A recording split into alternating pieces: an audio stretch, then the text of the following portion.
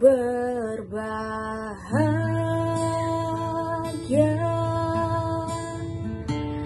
yakin teguh, Yesus abadi,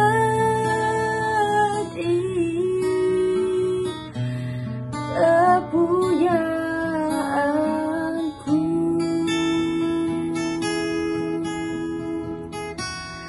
Aku warisnya,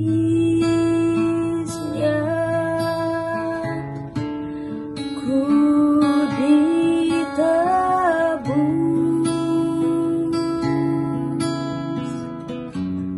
ciptaan baru,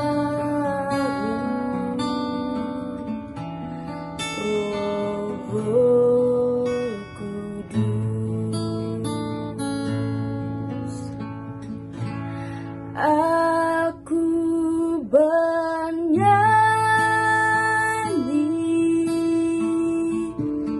bahagia,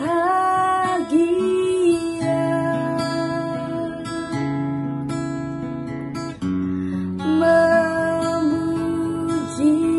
Yesus selamanya.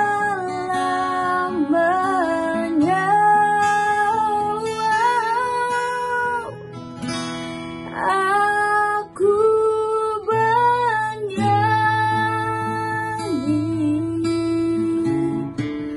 bahagia,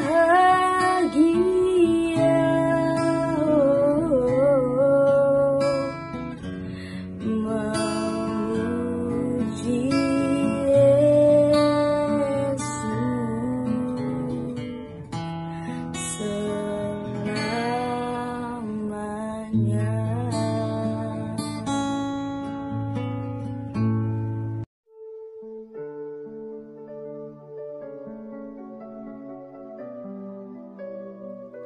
Shalom, kali ini kami akan membahas tentang kebahagiaan orang percaya. Kami melibatkan hamba-hamba Tuhan, berkolaborasi dengan mereka dari daerah Lubuk Banggai. Mereka adalah hamba-hamba Tuhan yang dipakai Tuhan dengan luar biasa. Ada pendeta Leo Ruindingan, seorang dosen dan hamba Tuhan. Ada pendeta Lefran Gembala dan juga seorang dosen.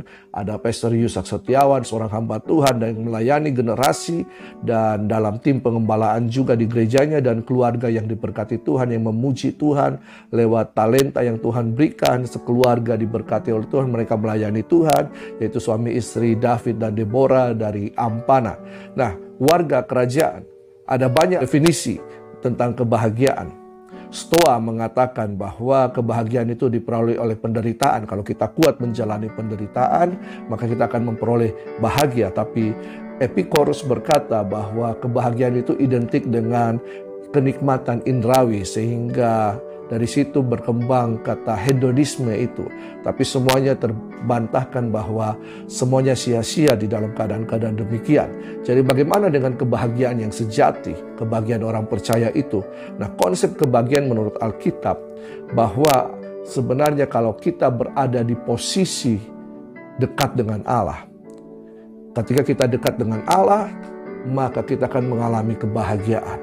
Di manakah posisi saudara? Apakah saudara bersama dengan Tuhan atau beroposisi dengan Tuhan? Nah, dalam konsep perjanjian lama dapat kita temui dalam Mazmur pasal 1 ayat 1, berbahagialah orang yang tidak berjalan menurut nasihat orang fasik dan seterusnya. Nah, kata berbahagia di sini dipakai kata asrei, yaitu kata pengantar, merupakan kata penghiburan. Jadi kata ini tidak asing bagi orang Yahudi. Kata ini dipakai sebagai kata pengantar dalam Mazmur pasal 1 dan merupakan kata penghiburan, dan orang-orang Yahudi sangat mengenal kata ini dalam konsep peribadatan, sehingga Yesus pun memakai kata ini dalam memulai dalam kitab Matius.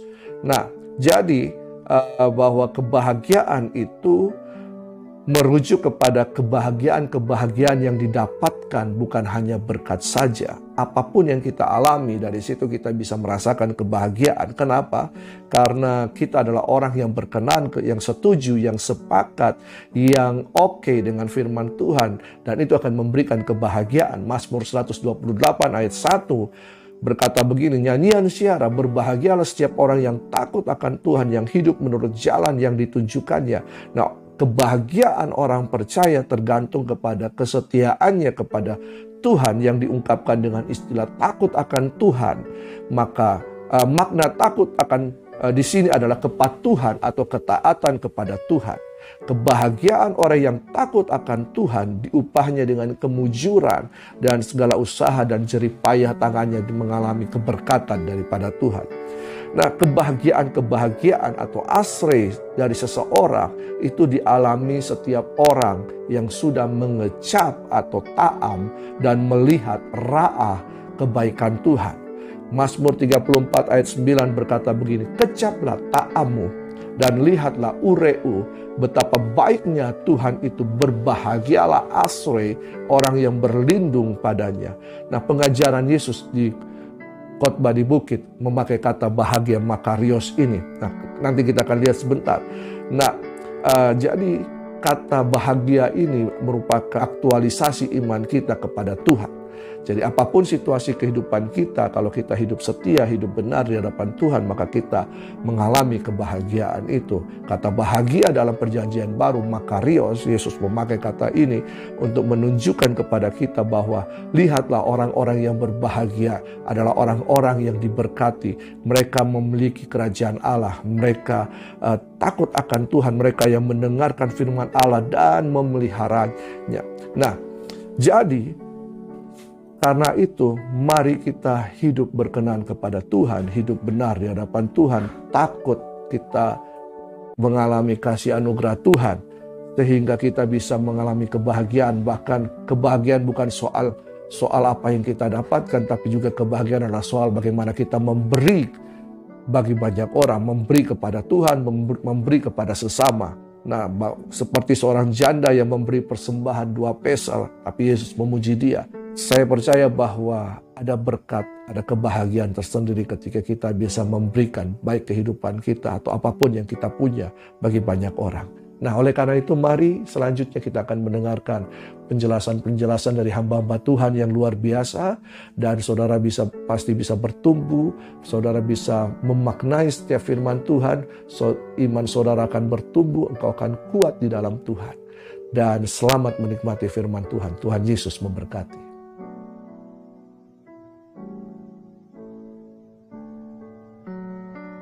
Shalom Bapak Ibu Saudara yang dikasihi oleh Tuhan. Berkaitan dengan topik yang kita bahas bersama saat ini, yaitu kebahagiaan orang percaya, secara khusus mengenai hal bahagia dalam pelayanan. Secara umum kita mengetahui bersama, bahagia adalah suatu keadaan atau perasaan senang, tentram, tidak mengalami kesusahan. Tetapi akan sangat berbeda jauh ketika kita membandingkan dengan konsep bahagia menurut Alkitab, terutama dalam Matius 5 ayat 1-12 mengenai ucapan bahagia saat Yesus khotbah di bukit. Hal ini tentunya akan sangat kontradiksi dengan konteks bahagia menurut anggapan kebanyakan orang. Itulah sebabnya mendasari pemahaman mengenai bahagia dalam pelayanan, kita harus memahami dahulu konsep bahagia dari sudut pandang firman.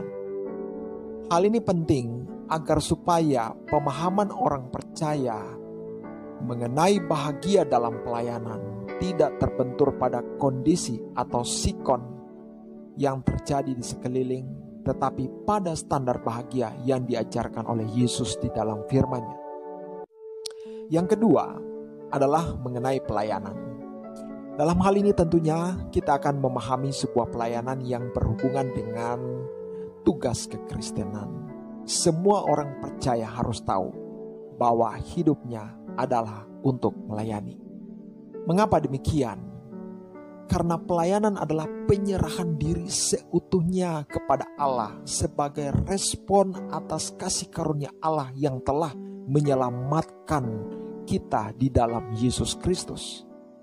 Inilah esensi dari pelayanan dalam kekristenan, yaitu penyerahan diri yang total kepada Allah.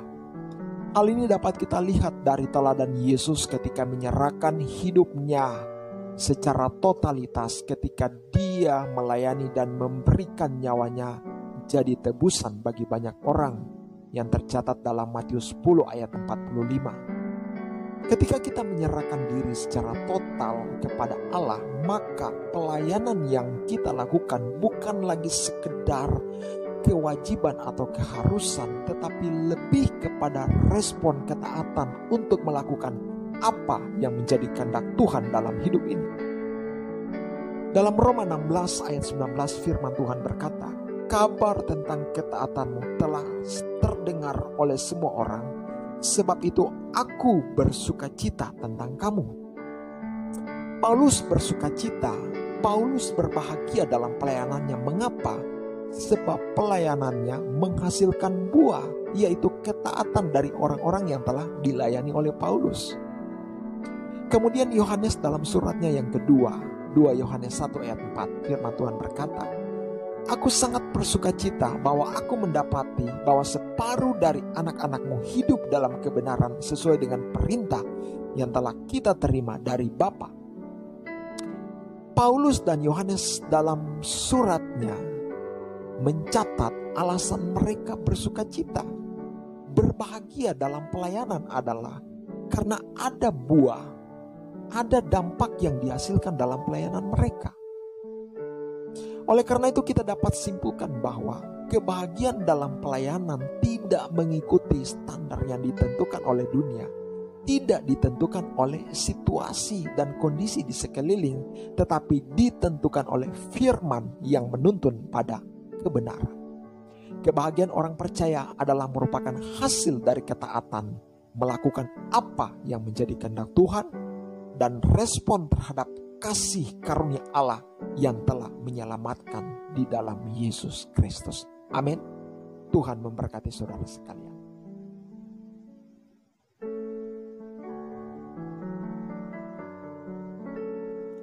Haleluya, puji Tuhan, syukur kepada Tuhan. Tuhan masih jaga pelihara kita sampai saat ini. Dan saat ini kita akan belajar kebenaran firman Tuhan dengan tema bahagia dalam masalah. Masalah dan kebahagiaan adalah dua hal yang senantiasa tidak pernah lepas dalam kehidupan manusia. Ekspektasi kita, harapan kita ingin bahagia. Tetapi kenyataannya, ya, kebenaran yang sama bahwa saya dan saudara tidak bisa lepas dari yang namanya masalah. Tetapi belajar dari kebenaran firman Tuhan, kita akan melihat bahwa sekalipun di dalam masalah, orang percaya dan senantiasa menemukan kebahagiaan. Kenapa?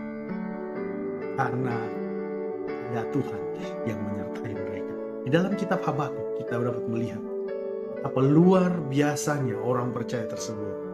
Ya, betapa luar biasa orang percaya. Sekalipun ada masalah, kalau kita baca keseluruhan dari kitab ini, dari pasal yang pertama, ya, kita akan temukan di sana ada penindasan, ada perang, ada ketidakadilan. Pada pasal yang ketiga kita akan menemukan di sana, ya, ayat 1-5, ada penyakit. Bicara tentang penyakit. Pasal yang ketiga ayat 17 bicara tentang krisis ekonomi yang luar biasa. Dari ungkapan Nabi Habakuk bahwa di sini dia katakan, namun aku akan bersorak-sorai di dalam Tuhan, beria-ria di dalam Allah yang menyelamatkan aku. Allah Tuhanku itu kekuatanku, Ia membuat kakiku seperti kaki rusa, Ia membiarkan aku berjejak di bukit-bukitku. Ada 3 kebenaran penting dari hal ini mengenai bahagia dalam masalah. Ya, karena kita tahu bersama ada Allah bersama dengan kita. Oleh sebab itu kita percaya senantiasa ada kebahagiaan. Sebab apa? Dari apa yang sudah kita baca dalam kitab Habakuk. Yang pertama, ada Allah yang menjamin keselamatan. Dengan kata lain, ketika keselamatan daripada Allah itu datang, ya, ini bukan cuma sekedar bicara aspek soteriologis, tapi lebih daripada itu, ya.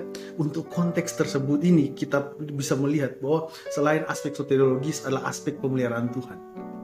aspek providensi, yaitu apa? Sekalipun kita dalam masalah, Tuhan sanggup berikan jalan keluar. Yang kedua, kebenarannya bahwa ada Tuhan yang memberikan kekuatan.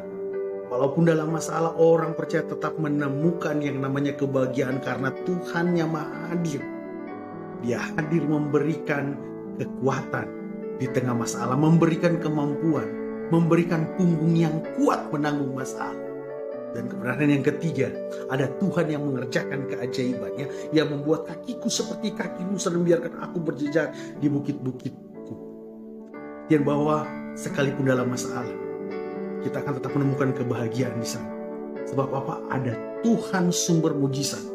Ada Tuhan yang memberikan keajaiban yang mungkin kata orang tidak mungkin, mustahil, tetapi pada Allah ya dan amin.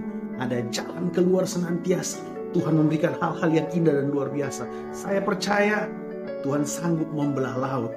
Tuhan sanggup menyediakan tiang awan dan tiang api. Di mana Tuhan izinkan kita berada, kita senantiasa akan menemukan kebahagiaan. Karena di mana ada Tuhan, di sana ada kebahagiaan. Tetap kuat di dalam Tuhan. Tuhan Yesus kiranya memberkati kita semua. Saya percaya sekalipun di dalam masalah, kita akan menemukan kebahagiaan. Karena di sana ada Tuhan menyertai kita. Tuhan memberkati. Haleluya. Shalom.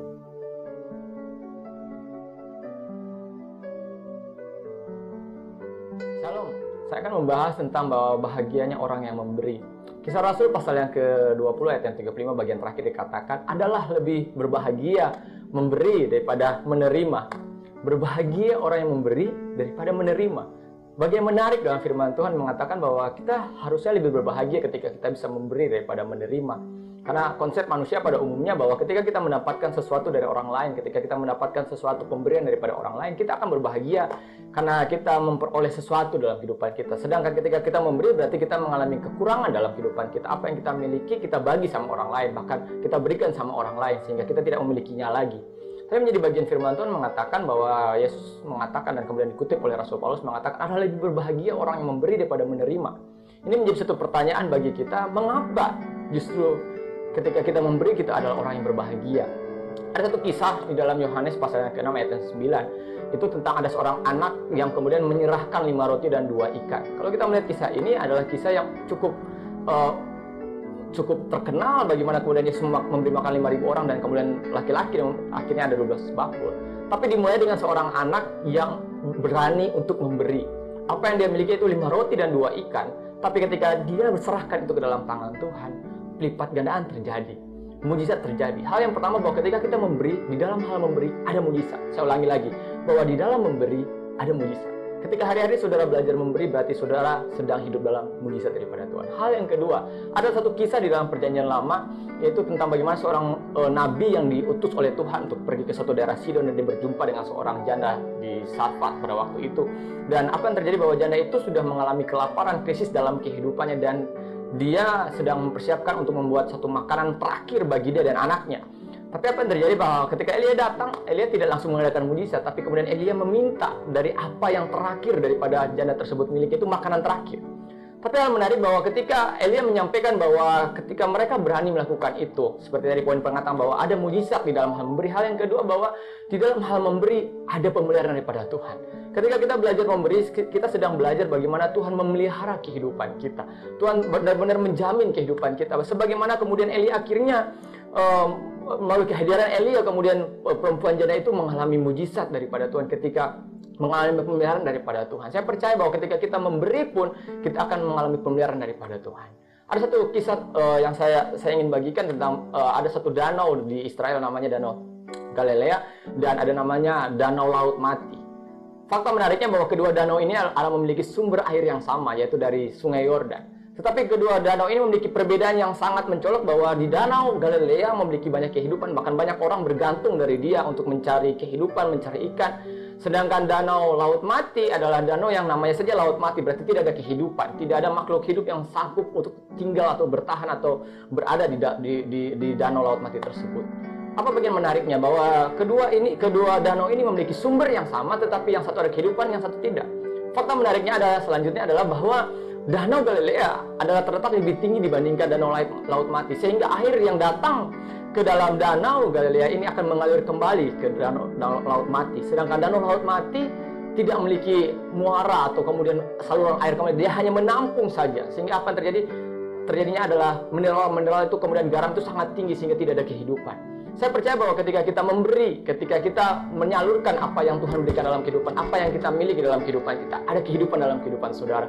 Ada suatu sukacita, ada suatu kebahagiaan dalam kehidupan saudara. Dan saya percaya bila sukacita itu, kebahagiaan itu akan selalu saudara bagikan, sehingga orang akan mendapatkan suatu kehidupan yang baru.